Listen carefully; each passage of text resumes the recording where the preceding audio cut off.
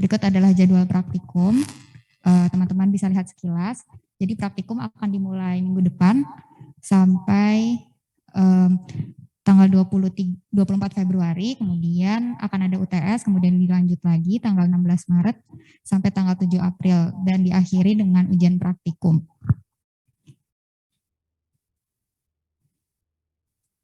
Berikut adalah untuk kegiatan praktikum.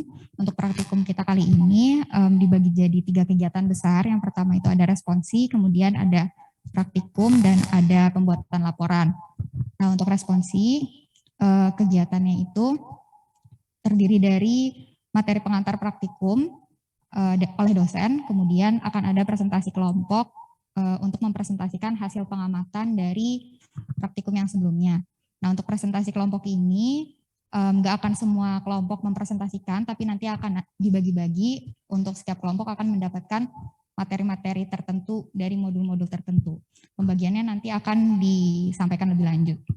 Gitu. Kemudian saat responsi juga, yaitu hari ini, hari Selasa untuk kelas reguler, akan ada pengumpulan jurnal dan laporan. Gitu. Kemudian untuk kegiatan praktikum, tepatnya akan di Lab Barat Teknik Lingkungan ITB. Teman-teman semuanya udah tahu ya?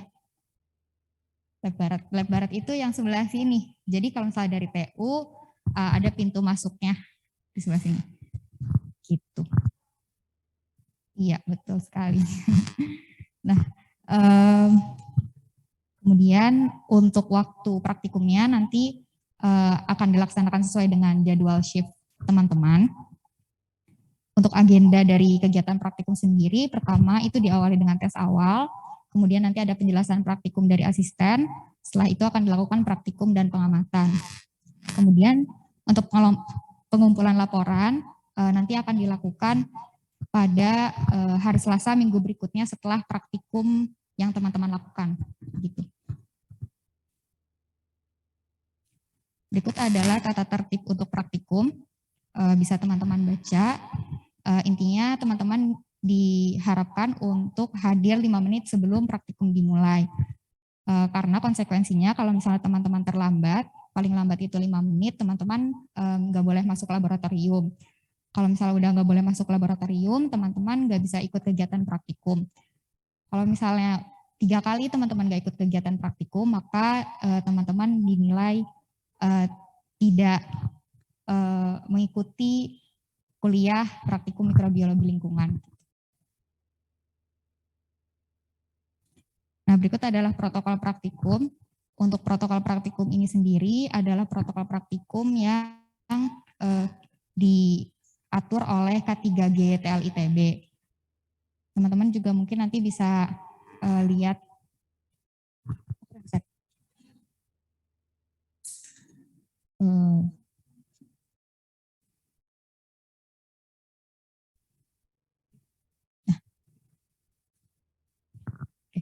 Nah, untuk protokol praktikum, pertama ada protokol ketika masuk, di mana teman-teman dimohon untuk menunggu apabila memang praktikumnya belum dimulai di ruang tunggu. Kemudian teman-teman diharapkan untuk mencuci tangan atau menggunakan hand sanitizer sebelum masuk lab. Kemudian ada mempersingkat waktu aktivitas, di mana sebelumnya mungkin kalau misalnya praktikum itu bisa satu shift itu sekitar 4-5 jam ya Bu ya. Sekarang kita cuma 2,5 jam gitu. Makanya teman-teman jadi ada 5 shift. Kemudian teman-teman diharapkan untuk menggunakan masker dan face shield. Jadi teman-teman kalau misalnya belum punya face shield diharapkan untuk beli dan dipakai ketika praktikum. Kemudian ada protokol ketika di dalam laboratorium. Yang pertama tidak boleh menyentuh bagian muka. Yang kedua, menjaga jarak minimal 1 meter. Dan yang ketiga, membatasi sharing penggunaan barang. Ya, jadi nanti kalau misalnya praktikum kan kita banyak menggunakan alat dan bahan ya. Diharapkan teman-teman bisa bagi-bagi tugas sama teman-teman di kelompok yang lain gitu. Biar nggak terlalu banyak kontak barang. Kemudian untuk protokol saat keluar laboratorium, yang pertama adalah memastikan alat yang telah dipakai itu didisinfeksi. Kemudian yang kedua ada mencuci tangan dan menggunakan hand sanitizer ketika keluar. Berikut adalah Jadi memang cukup banyak SOP-nya, jadi teman-teman perlu perhatikan ya. Karena selama di lab ini kita bakal berinteraksi sama alat dan bahan yang bisa dibilang cukup berbahaya karena nggak kita temukan sehari-hari. Kemudian kalau misalnya untuk SOP ketika praktikan masuk lab, yang pertama harus pakai jas lab. Yang kedua, teman-teman diminta untuk menggunakan name tag, di mana name tag-nya berisi nama, NIM, sama shift praktikum. Jadi nanti untuk shift praktikumnya ditulis shift 1 atau shift 2, shift 3, shift 4, shift 5. Tergantung shiftnya teman-teman. Kemudian yang ketiga, teman-teman wajib untuk menggunakan sepatu tertutup. Yang keempat, bagi teman-teman yang punya rambut panjang, harap diikat. Intinya kalau misalnya rambutnya bisa menghalangi teman-teman atau bikin jadi risih gitu ya, teman-teman jadi megang-megang rambut ketika praktikum, harap diikat aja gitu. Kemudian ada dilarang membawa makanan dan minuman selama praktikum. Intinya sebenarnya kalau teman-teman bawa makanan dan minuman ditaruh di tas aja, jangan nanti dibuka atau ditaruh di atas meja lab. Kemudian teman-teman diharapkan untuk menyimpan tas dan barang bawaan lainnya di locker yang disediakan di lab. Kalau di lab itu biasanya lockernya ada di bawah meja. Kemudian ada praktikan, diharapkan sudah menyelesaikan jurnal praktikum sebelum memasuki laboratorium. Serta nanti ketika masuk laboratorium, teman-teman diharapkan melakukan presensi serta mengisi form peminjaman alat. Untuk form peminjaman alat akan diberikan untuk tiap kelompok. Nanti akan dipandu oleh asisten. Dan praktikan yang boleh mengikuti praktikum itu hanya praktikan yang lulus tes awal. Berikut adalah contoh dari form peminjaman alatnya. SOP berikutnya adalah SOP untuk jurnal dan laporan praktikum, di mana untuk jurnal dan laporan praktikumnya teman-teman diharapkan untuk menulis tangan. Yang kedua, untuk jurnal dan laporannya itu nanti akan disatukan dalam suatu buku jurnal dan laporan. Nah, buku jurnal dan laporannya itu menggunakan buku folio dengan kualitas kertas yang baik.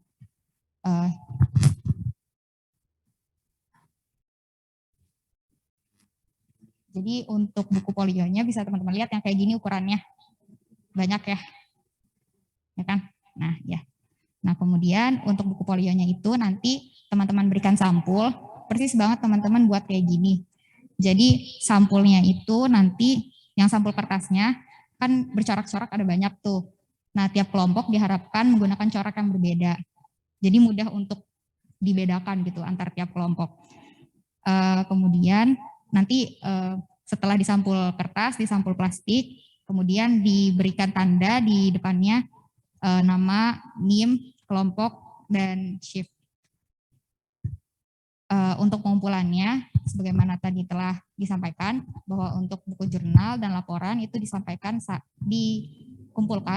pada saat responsi, yaitu hari Selasa. Ini adalah beberapa bagian untuk jurnalnya, yang terdiri dari bagian 1 sampai, yang terdiri dari poin 1 sampai dengan 9, gitu. Oh ya teman-teman, ini nanti PPT-nya bakalan dikasih di EduNext, jadi nggak usah khawatir. Ini adalah bagian dari laporan.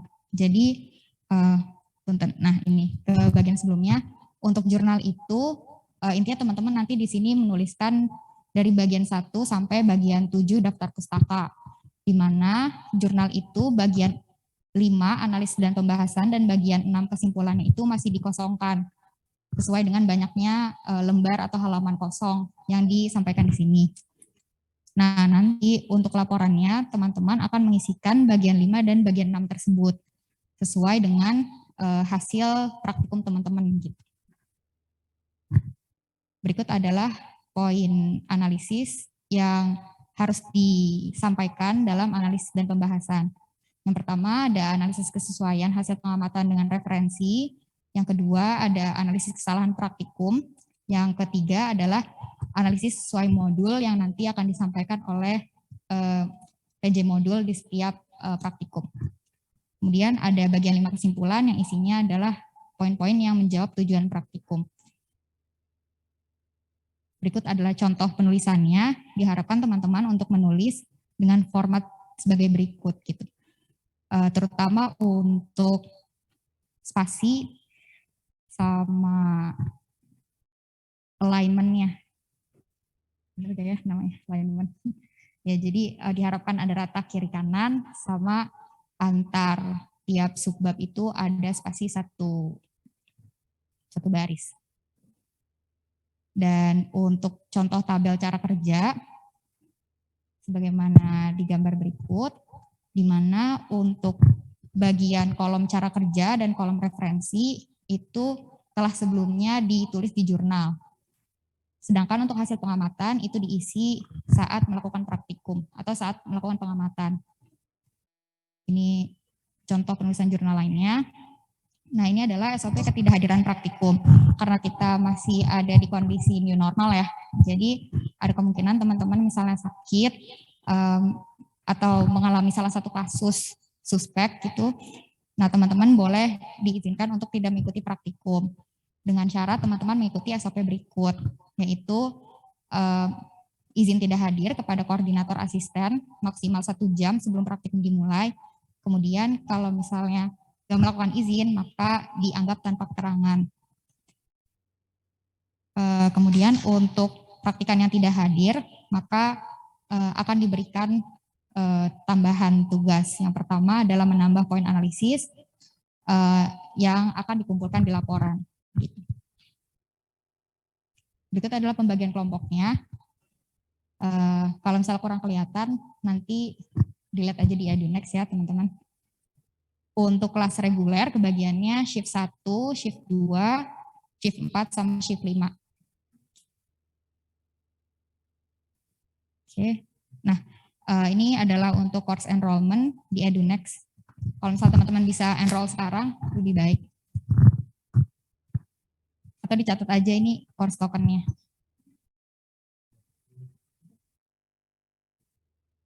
Oke, sekian. Mungkin sekalian sebelum menutup, ada pertanyaan? Dari teman-teman yang di Zoom juga boleh.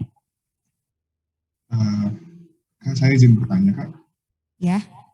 Ya, saya Immanuel Timothy, 9320048, izin bertanya tadi untuk yang skema yang izin itu, kalau misalkan memenuhi kriteria izin sakit, tadi kan ada poin analisis yang ditambahkan gitu ya, Kak. Nah, kemudian untuk pengumpulannya bagaimana ya, Kak?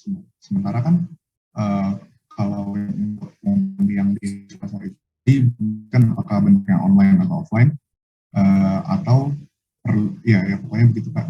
Apakah perlu dikirimkan secara online atau secara offline? Oke, terima kasih untuk pertanyaannya. Jadi untuk pengumpulan jurnal dan laporan itu secara offline diresponsi.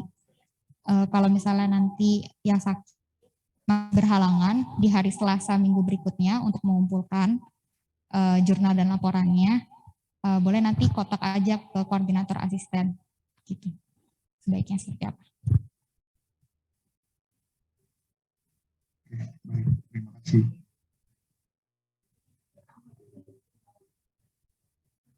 Oh ya.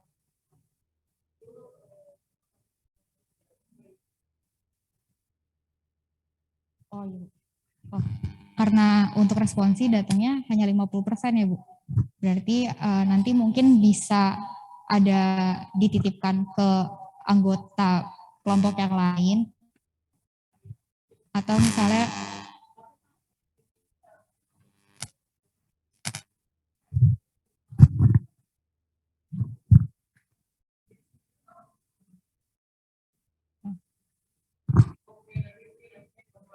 iya. Oke, berarti untuk pengumpulan jurnal dan laporannya nanti akan diberitahukan lebih lanjut, pastinya kayaknya lewat Edunext. Gitu. Mungkin ada pertanyaan lagi teman-teman? Ya.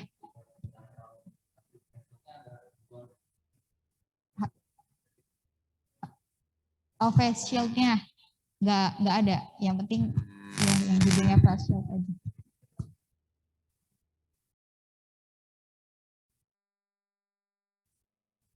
Ya.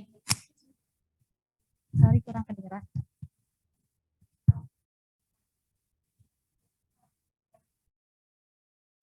bukan yang biasa aja.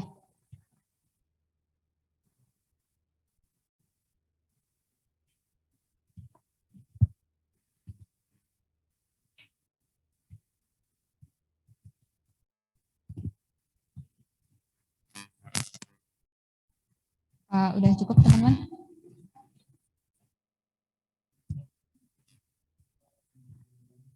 Oh ya, boleh.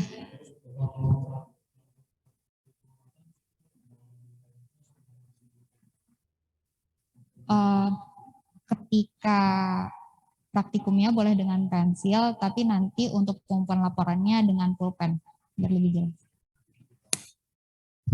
Boleh yang di Zoom, Alivia. Izin bertanya Kak, itu kalau misalkan tadi aku nyari nama aku nggak ada gitu, itu gimana? Di shiftnya apa kepotong atau gimana ya? Coba nanti setelah diupload di Edunex, kamu cari lagi namanya. Kalau nggak ada nanti kontak ke koordinator asistennya aja. Oke, baik, terima kasih Kak. Oke.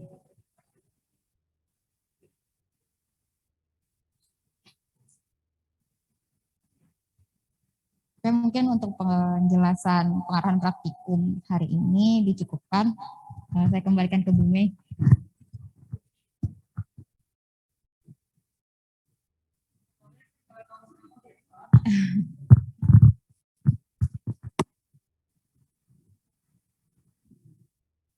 Mungkin soal face shield juga mungkin nanti subject to discuss ya. Saya ngeri juga ya pakai face shield di depan api ya. Plastik ya. Tapi itu aturan dari ITB ya. Oke, nanti saya ngobrol sama teman-teman K3 deh.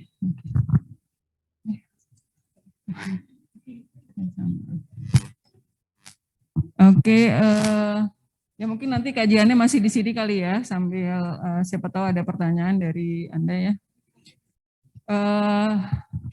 Ya, kita masih ada beberapa menit lagi, 20-30 menit lagi.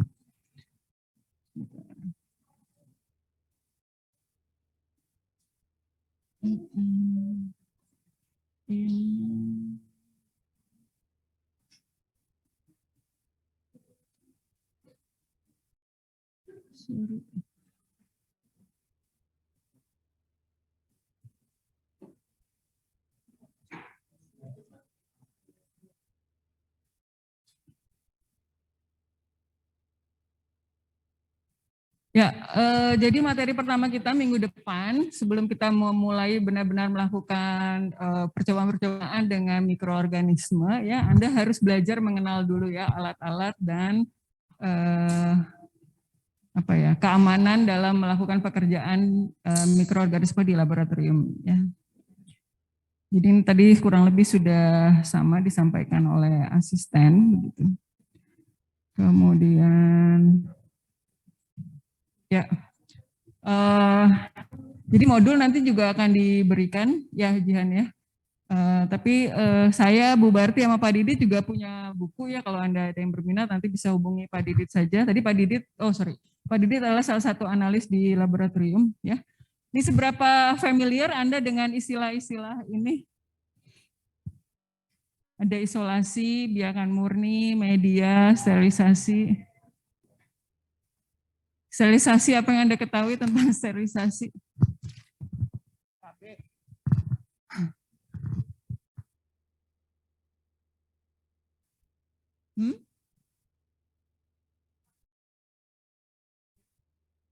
Dipanasin pakai apa? Pakai UV, oke.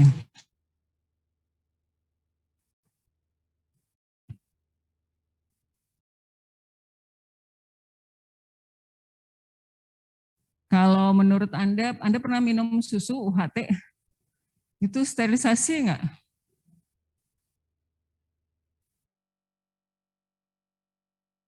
Pasteurisasi itu sterilisasi enggak?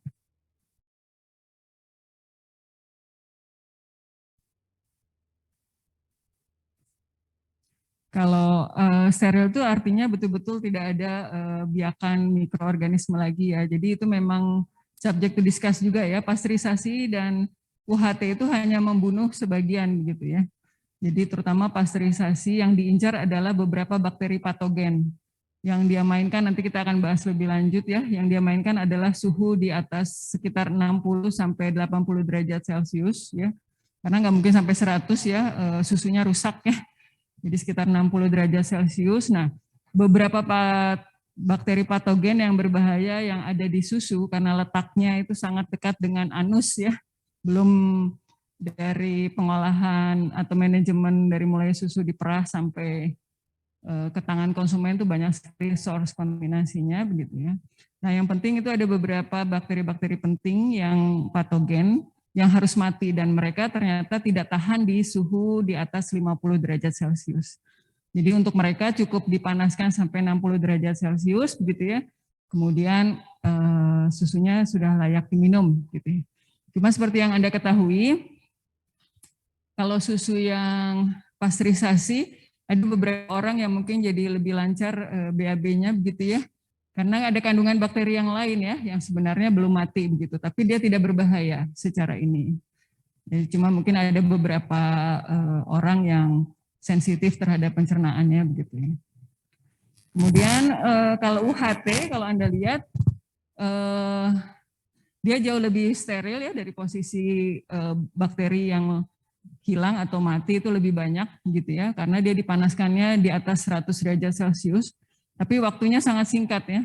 Dia namanya kan ultra high temperatur ya, UHT. Jadi 120 sampai 125 derajat Celcius, bandingkan tadi cuma 60 derajat Celcius dengan pasteurisasi, tapi bisa sekitar 10-15 menit, tapi kalau UHT itu hanya sekitar beberapa detik. Gitu ya. Karena lebih dari beberapa detik kita akan mencium bau terbakar susunya. Ya, dan itu akan mengganggu. Jadi kalau Anda lihat ada orang-orang yang tidak nyaman minum susu UHT ya, dia nggak ngerasa ada susunya gitu ya. Beda ya dengan orang kalau yang pasteurisasi itu masih terasa lemaknya dan sebagainya gitu ya. Jadi itu akhirnya preferensi dari tiap orang gitu ya. Cuma ini disediakan oleh kita orang-orang mikro dengan konsep sterilisasi. Isolasi ada yang tahu?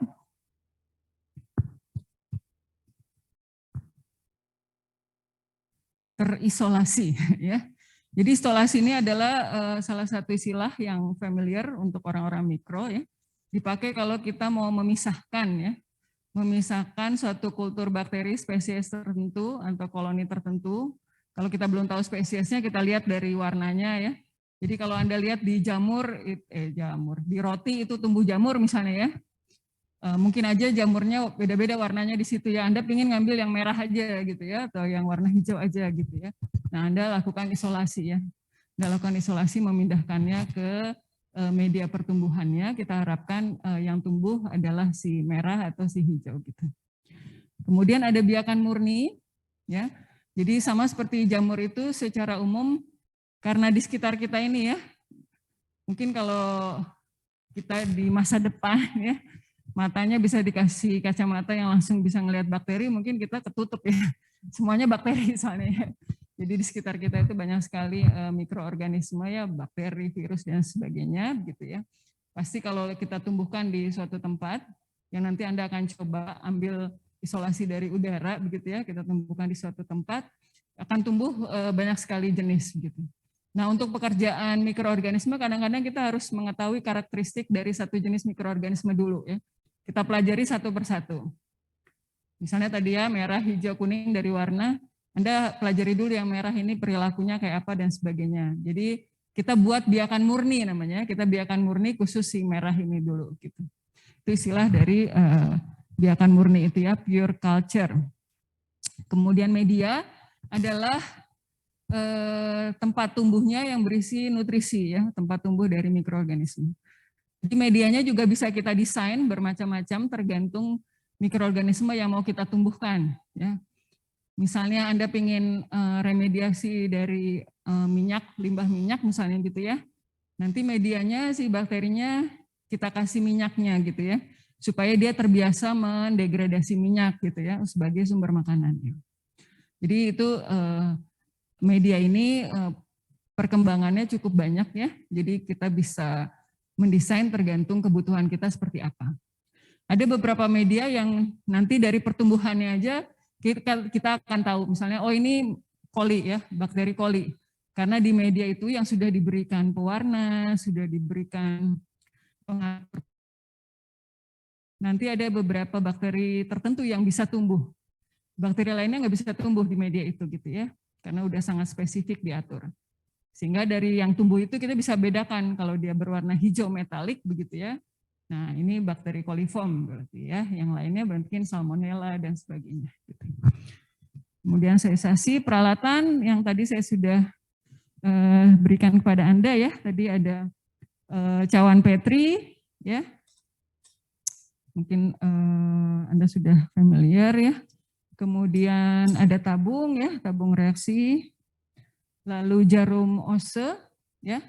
Nanti akan dipakai untuk menumbuhkan.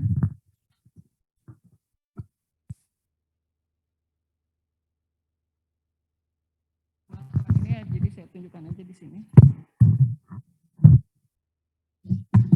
Jadi nanti Anda hidupkan api gitu ya.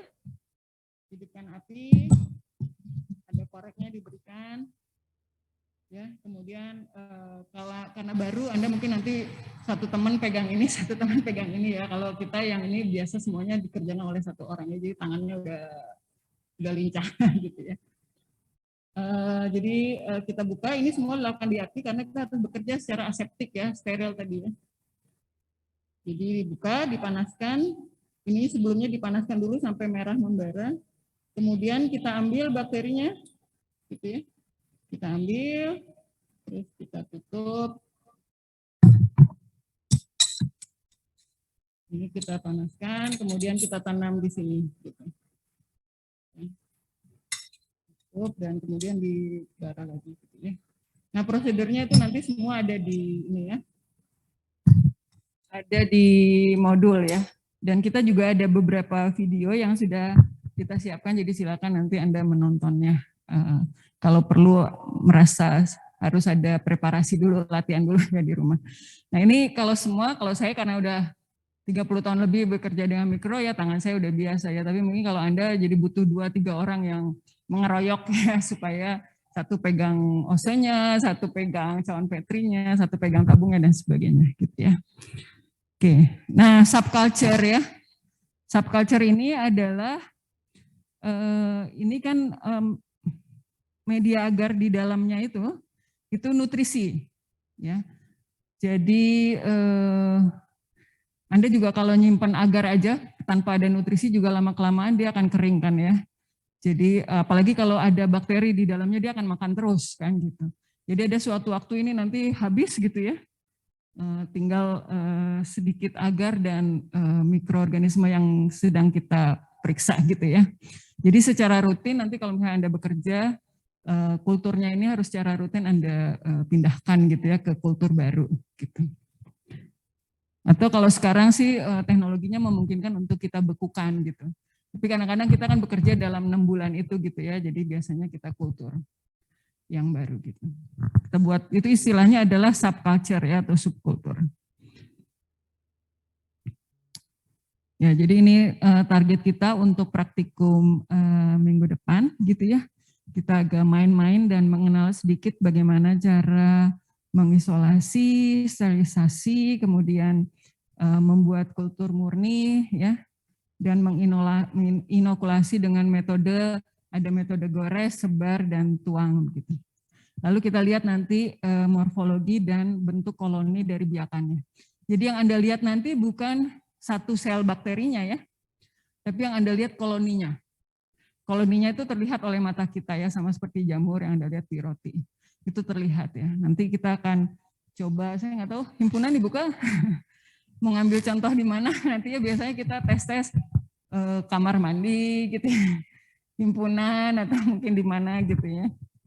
Oh dulu himpunan saking ramenya kali udah segala macam manusia di dalamnya.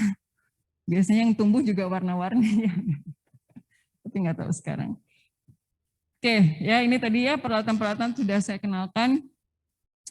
Media, ada media cair, ya bentuknya kaldu, ya ada yang semi solid. Jadi agarnya kalau itu biasanya 20%, nah ini di bawah 20% ya. Itu nanti ada kebutuhan juga ya, kita bikin agak sedikit jelly, itu tergantung kebutuhan.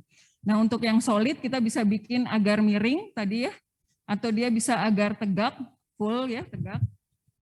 Atau ini agar miring, jadi kebutuhannya juga beda-beda ya. Nanti Anda akan belajar selama jalan, ataupun agar yang di cawan Petri.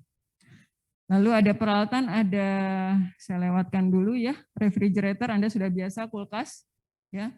Jadi kita simpan bakteri kita supaya tidak cepat tumbuh, itu di kulkas di 4 derajat Celcius ya. Salah satu alasan juga kenapa Anda punya kulkas untuk menyimpan makanan, supaya tidak cepat basi dan busuk ya. Kita atur di suhu 4 derajat Celcius biasanya. Nah, kemudian ada inkubator.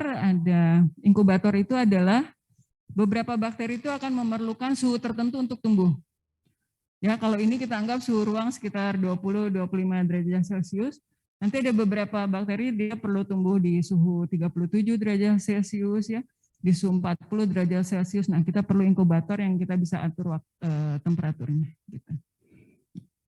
Kemudian water bath ya, ini semacam tempat yang dipakai untuk mendidihkan bisa atau mencairkan agar ya, misalnya agar itu biasanya disimpan dalam bentuk agar tegak, kemudian kalau Anda perlukan untuk dipindahkan ke cawan Petri, Anda harus cairkan dulu agarnya ya, baru Anda pindahkan ke cawan Petri. Lalu ada pipet, ya ini untuk instrumen untuk mentransfer, ada jarum ose, ada cawan Petri, tabung kultur, dan autoclave ya. Autoclave ini nanti saya terangkan ya, nah ini autoclave ya. Alat yang kita pakai untuk mensterilisasi. Kemudian teknik biakan murni akan Anda pelajari nanti ada 3 ya. Ada metode gesek atau striklet, metode tuang, dan juga ada metode sebar. Saya harapkan nanti semua punya kesempatan untuk mencoba atau harus dibagi kelompok ya, kita lihat ya, karena waktu Anda sedikit sekali, jadi nanti kita lihat apakah memungkinkan atau tidak. Ya ini alat untuk transfer ya, ini untuk tadi yang saya perlihatkan sudah ya, untuk pipet, ya, kemudian ini jarum ose, gitu ya. Lalu ini adalah autoclave ya. Autoclave ini cara kerjanya seperti apa namanya untuk daging itu, untuk pengempuk daging, sorry. Presto ya, cara prinsip kerjanya seperti presto.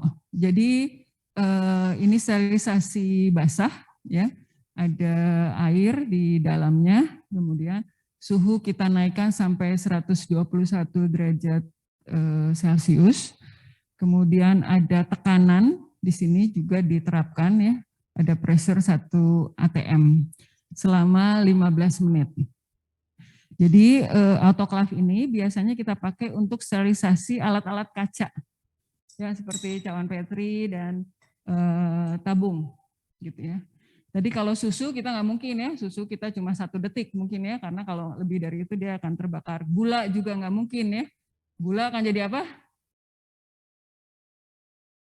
Jadi karamel ya. Bukan gula lagi ya, nanti dia jadi karamel. Ini alatnya autoclave, nanti mungkin kita akan didemokan ya kali ya sterilisasinya. Kita bilang ke Pak Didit untuk siap-siap bagaimana memakai atau menggunakan autoclave ya. Jadi biasanya kalau di lab kita sediakan 2 autoclave, yang satu untuk sterilisasi barang yang mau kita pakai, yang satu lagi untuk sterilisasi kotor istilahnya. Jadi sesudah Anda bekerja dengan mikroorganisme, dengan agar dan sebagainya, nggak bisa Anda langsung buang di wastafel gitu ya, hasil pekerjaan Anda. Harus kita matikan lagi, ya kita sterilisasikan lagi, kita bersihkan, baru bisa kita buang ke tempat pembuangan gitu ya, supaya kita nggak menyebarkan masalah ya. Apalagi misalnya nanti kalau Anda kerja dengan limbah dan lain-lain ya, kita nggak tahu apa yang tumbuh itu, kemudian nanti Anda main buang aja di mana-mana ya, mungkin ada yang dari tempat sampah atau dari limbah cairnya, kemudian bisa tertular dan sebagainya ya, kita nggak pernah tahu gitu. Jadi kalau kerja di lab, terutama yang berkaitan dengan mikroorganisme, di awal kita bersihkan, di akhir juga kita sterilisasi ya. Jadi yang kita buang itu sudah kita harapkan tidak mengandung mikroorganisme lagi. Kemudian ini adalah chamber untuk bekerja ya. Hanya saja karena kita berjumlah 125 orang, nggak mungkin ya dengan semuanya memakai chamber. Nah di chamber inilah, ini biasanya kalau nanti Anda tugas akhir ya, misalnya ngambil pekerjaan dengan mikroorganisme, Anda mungkin bekerja di chamber ini. Nah di chamber ini, karena kita harus bekerja dengan cara aseptik, saya lupa ya nerangin aseptik, oke. Jadi Anda harus bekerja dengan aseptik karena kenapa? Kalau Anda mau memindahkan dari satu biakan ke tempat lain gitu ya. Ini kan tadi saya udah cerita ya, di sekitar kita kan banyak bakteri ya. Jadi Anda harus pastikan tempat kerja Anda bersih ya. Nanti bersih pakai alkohol begitu ya, lap mejanya dilap, tangan Anda juga bersih semua, Anda posisi bersih. Kemudian sekarang Anda udah pakai masker, jadi walaupun ngobrol nggak ke sana kemari, kalau banyak ngobrol itu yang tumbuh macam-macam di sini gitu ya. Jadi yang sebelum pandemi itu sering tumbuhnya. Nah kita lihat nih kalau udah pakai masker apakah masih sama juga ya. Jadi karena ngobrol gitu sambil ngerjain sambil ngobrol gitu ya macam-macam, belum yang jatuh dari rambut lah dan sebagainya gitu ya. Jadi kita pastikan semua dalam kondisi kita sebut aseptic condition gitu ya. Itu dengan menghidupkan api ini gitu. Tapi kalau kita pakai chamber itu ada sinar UV-nya. Jadi kita hidupkan beberapa saat. UV-nya akan membersihkan satu ruang chamber ini dulu gitu ya. Nanti kalau sudah selesai baru Anda bisa bekerja. Itu pun bekerjanya setengah kita tutup ya, jadi dia tidak memungkinkan ada aliran keluar masuk gitu. Jadi ada sistem di dalamnya ini kayak sistem sedot udara gitu ya, sehingga tidak keluar ke sini gitu. Pertama ini memang kalau kita bekerja dengan mikroorganisme yang berbahaya. Jadi Anda mungkin tahu selama pandemi, laboratorium yang dipakai untuk virus COVID itu kriterianya spesial ya, itu ada BSL 4 itu tahapannya ya. ITB saya nggak tahu ya, kemarin tuh mau dibangun satu ya, jadi itu sangat mahal membangunnya ya, jadi itu mungkin yang jadi karena pada saat awal-awal pandemi, makanya harga pemeriksaan dan sebagainya itu cukup mahal ya, karena laboratorium yang memenuhi standar untuk itu kita masih belum punya banyak ya, sekarang di seluruh Indonesia kita punya banyak. Karena itu tingkat keamanannya tinggi, kalau enggak dia mungkin jadi kasus yang diributkan asal mulanya corona ya, ada kebocoran laboratorium dan sebagainya ya gitu. Jadi itu adalah ada standarnya kita sebut dengan BSL 4 itu untuk bakteri atau virus yang sangat cepat penyebarannya gitu ya. Jadi ada beberapa, kalau kita misalnya juga kerja dengan TBC gitu ya, bakteri tuberkulosis, nah itu juga spesial tempatnya, nggak bisa di sembarangan Anda mau tugas akhir di sini gitu ya, nggak bisa gitu ya, jadi ada aturan-aturannya ya.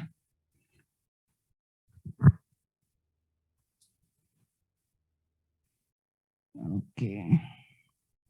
Ya ini beberapa cara sterilisasi ya, ada secara fisik, dengan pemanasan suhu tinggi atau kering ya, Anda sudah kenal ini kayak oven biasa. Biasanya untuk alat-alat gelas, pipet, kemudian pemanasan suhu tinggi dan basah. Ini untuk materi yang termolabil tadi ya, susu, gula. Kemudian yang autoclave ini suhu tinggi dan tekanan tinggi ya, 121 derajat, 15 lbs atau 1 atm ya dengan autoclave ya. Kemudian ada juga dengan sterilisasi cara kimia. Kita akan juga praktekkan nanti dalam praktikum kita menggunakan bahan kimia untuk membunuh mikroorganisme ya, seperti alkohol ya, yang kita pakai sehari-hari saat ini tersedia di mana-mana. Ada juga deterjen, karbol ya, antibiotika dan lain-lain. Kemudian ada sterilisasi cara mekanik. Ya, itu kemudian dengan menggunakan filter ya. Jadi filternya ini diatur pori-porinya supaya tergantung kebutuhannya ya. Jadi kalau Anda ingin punya air yang steril gitu ya, maka pori-pori filter ini harus lebih kecil daripada diameter bakterinya. Supaya pada saat Anda lewatkan, Anda saring gitu ya, air yang keluar itu sudah terfilter begitu ya, sementara bakterinya menempel di filternya. Kemudian juga ada dengan cara radiasi ini yang dikembangkan ya, ada sinar UV tadi ya, contoh dari meja bench kerja kita, atau dengan kobalt dan sebagainya, ini teman-teman di Batan ya yang mengerjakan. Nah ini media ya, jadi sudah saya ceritakan. Ya media ini pada intinya adalah terdiri dari makronutrisi dan mikronutrisi ya.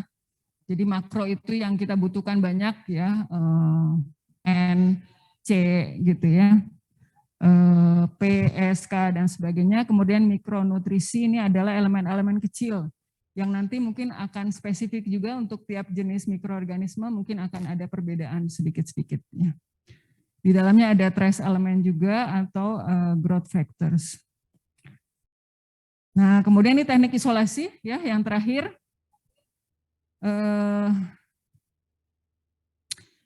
Teknik isolasinya ada kultur murni dan ada teknik isolasi dari lingkungan ya. Nanti yang akan Anda praktekkan juga pada saat praktikum pertama. Ini prosedurnya, nanti Anda bisa lihat sendiri bagaimana cara memindahkan dari satu tempat begitu ke tempat lain. Tadi yang seperti sudah saya praktekkan tadi ya. Oh ya, sudah saya praktekkan ya. Jadi semua bekerja di depan api itu untuk menjamin tidak ada, ini di sekitar kita ini kan udara terbuka ini mungkin akan ada mikroorganisme ya. Jadi kita harapkan tidak ada yang masuk karena kita bekerja di depan api gitu ya. Dan ini semua dipanaskan ya, jarum ozonnya dipanaskan, tabungnya dipanaskan gitu ya. Dan ini juga prosedur untuk agar miring. Dan ini dari agar miring, dari cawan Petri kita pindahkan ke agar miring ya. Jadi Anda rasakan nanti bagaimana kesulitan dari tiap prosedur gitu. Nah, teknik isolasinya ada beberapa cara. Yang pertama adalah namanya metode gores. Ya. Jadi metode gores ini, Anda akan menggoreskan si jarum ose di cawan Petri yang berisi media. Kemudian karena tujuan akhirnya adalah kita mencari biakan yang paling murni ya. Jadi kita goreskan dengan teknik seperti ini ya. Jadi yang pertama Anda geser di satu titik. Kemudian Anda tarik ke sisi lain, gitu ya, seperti di sini, tarik sisi lain, tetap digesek, digores, kemudian pindah ke sisi berikutnya, digores lagi, dan ini kita harapkan dalam 24 jam akan tumbuh seperti ini, gitu ya, akan tumbuh seperti yang di kanan bawah, ya. Ini akan tumbuh seperti ini. Nah, ini yang kita harapkan yang ini nih. Titik-titik koloni yang lebih sudah terpisahkan. Kalau ini kebetulan warnanya kebetulan sama putih semua ya, jadi tidak terlalu jelas bedanya. Anda bisa bilang kenapa nggak ngambil dari yang sini aja, ini karena kemungkinan ini memang dari satu kultur. Tapi seringkali ini nanti tumbuhnya warna-warni ya, jadi kita harapkan di koloni-koloni yang tumbuh sini, ini sudah lebih gampang nanti kita ambil untuk kita isolasi untuk keperluan kita gitu ya. Jadi di sini adalah isolasi, di sini adalah kita harapkan kultur yang sumber-sumber kultur yang murni. Kita lihat awalnya dari warna atau morfologinya begitu ya. Misalnya ada yang sedikit kelihatan walaupun sama-sama merah, tapi yang satu kelihatan mengkilat, yang satu berbulu gitu ya. Nah itu kan mungkin ada dua jenis yang berbeda. Ya, jadi ini tekniknya macam-macam. Jadi ada yang bentuknya seperti ini, kuadran strik ya, digores begitu. Kuadran striknya bisa yang begini, miring gitu, bisa yang masing-masing sisi tegak lurus, atau Anda bisa ngambil dari sini gitu ya, terus ditarik gitu, ya. Atau Anda bisa dari atas ke bawah aja gini panjang tuh gitu ya. Nah ini mungkin kelihatannya kayak mudah, tapi sebenarnya susah karena mungkin Anda ingat bakterinya belum tumbuh seperti itu. Jadi itu semuanya dalam bayangan kita aja gitu ya. Jadi Anda lakukan begini misalnya ya. Ini nggak boleh terlalu dalam ya, nggak boleh sampai rusak medianya. jadi ini hanya semacam menetes saja ya. Jadi ini sebenarnya di dalamnya waktu kita ambil dari Crown Petri yang mungkin sudah ada bakterinya. Nah, ini sudah ada bakterinya seperti ini ya. Mungkin terlihat ya ada bakterinya, ada koloni-koloninya. Nanti Anda ambil gitu ya. Kemudian Anda ambil sedikit aja itu mungkin mungkin udah 10 pangkat 6, 10 pangkat 12 di sini ya di jarum fase ini. Jadi Anda sentuh saja. Jadi cuma terlihat ada sedikit ya kan. Kemudian ini Anda tarik ya ke sisi berikutnya gitu. Kemudian Anda pindahkan lagi ke sisi berikutnya. Ya, lalu Anda pindahkan lagi ke sisi berikutnya. Ya, jadi kita harapkan nanti yang di sini yang paling murni gitu ya. Gitu. Ini yang paling tebal ya, makin lama makin murni.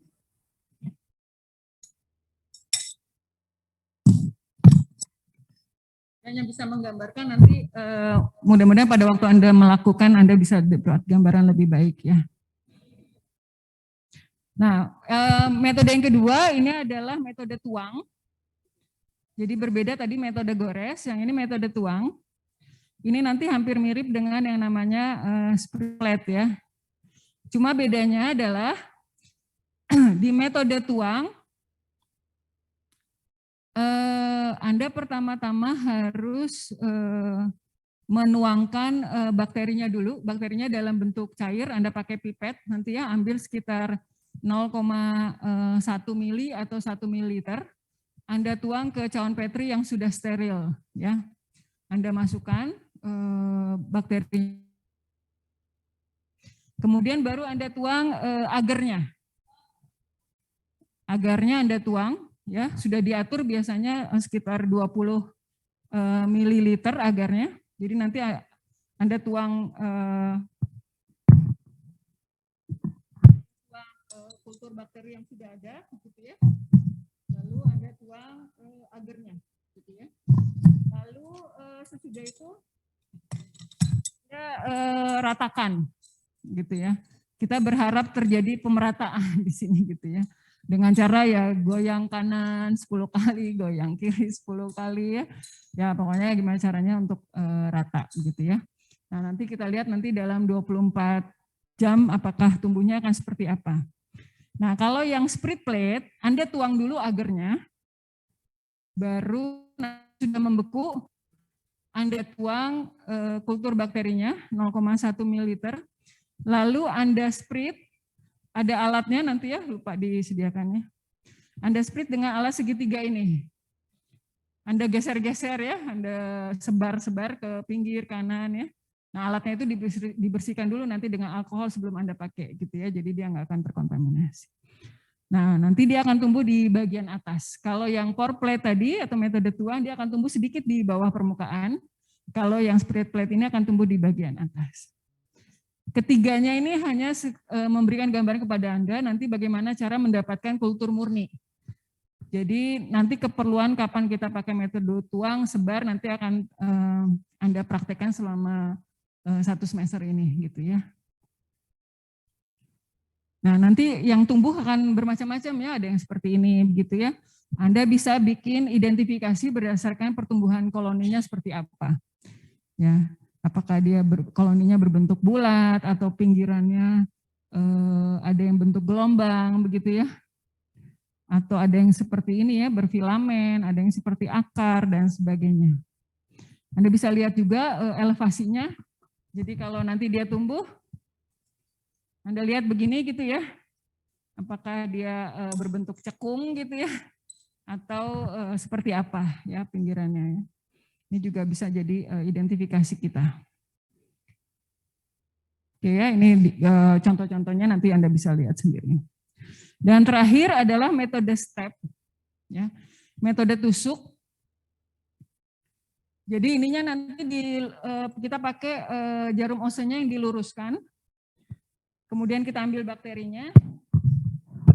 Lalu kita pakai yang agarnya agar tegak ya, full. Jadi nanti Anda akan menusukkannya secara langsung gitu ya. Tusukkan sampai ke bawah. Lalu Anda Nah, metode tusuk ini dipakai terutama adalah karena kita ingin melihat misalnya kemampuan bakteri terhadap oksigen gitu. Jadi biasanya yang tidak butuh oksigen dia akan tumbuh paling bawah. Gitu. Kalau yang dia butuh oksigen dia akan tumbuh di atas. Jadi sepanjang garis lurus ini ya nanti kelihatan ada pertumbuhan dia ada di mana. Ya, jadi kita bisa mengenal bakterinya termasuk jenis yang aerob atau yang anaerob. Gitu ya. Kalau dia anaerob berarti dia tidak butuh oksigen, dia akan senang tumbuh di bawah sini. Gitu. Dan ini adalah koloni counter, alat untuk menghitung koloni. Ya. Jadi nanti kan akan tumbuh ya, ini banyak ya. Mungkin ada bisa terhitung ya. Tapi ada kalanya tumbuhnya banyak banget ya, dan kalau kita mau menghitung takut hilang gitu ya. Kita kan ngarahin fokus gitu ya. Nah, ini dibantu dengan alat koloni counter ini. Jadi pada saat Anda menghitungnya itu otomatis jarumnya akan menambahkan angkanya gitu ya. Berapa koloni kira-kira dalam satu cawan Petri ini. Mungkin 100 sampai 200 koloni aja. Kalau jumlahnya sedikit ya nggak apa-apa, kita nggak perlu juga. Dan ini biasanya ada kaca pembesarnya, jadi akan membantu Anda untuk melihat ada koloni atau tidak. Oke, itu pengenalan pertama kita dan apa yang akan Anda lakukan. Ya, untuk isolasi udara paling nanti Anda akan diajak atau diperintahkan oleh asisten jalan-jalan kemana gitu ya. Kemudian Anda buka aja 2 menit, 5 menit Anda buka gitu ya. Kemudian Anda tutup lagi, besok kita lihat apa yang tumbuh gitu ya. Atau dengan metode swab itu kayak cotton buds tapi besar ya. Jadi kita swab misalnya kulit Anda mungkin atau swab meja atau swab apa ya. Kemudian kita lihat, kemudian Anda swab lagi ke medium agarnya, kemudian kita lihat apa yang tumbuh. Ya. Oke. Sampai sini ada pertanyaan? Ya.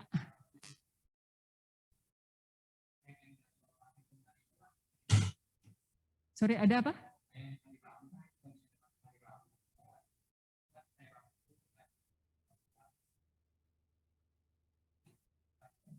Yang mana jadwal? Hidrologi harusnya sudah dipindahkan, belum ya? Oke, mungkin terakhir minggu ini sih, harusnya minggu depan sudah enggak ini lagi ya. Saya pastikan lagi ke Kaprodia. Kemarin Kaprodi sih janjinya akan bicara dengan Pak Suhar ya. Oke. Ya, masih. Oke, ada pertanyaan lagi?